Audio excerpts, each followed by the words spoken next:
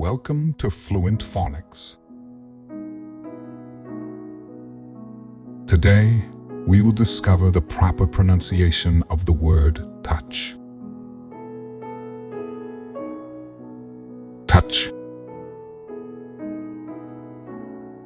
Touch.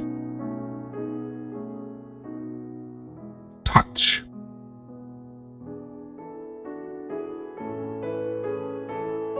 Here's an example of how one might use it in a sentence.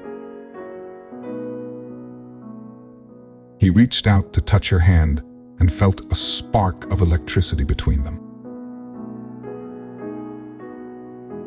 Touch refers to coming into physical contact with something or someone using your hand or another body part, often for the purpose of feeling or communicating.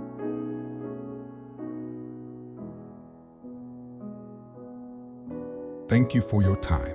If you enjoyed this, please like and subscribe for further content.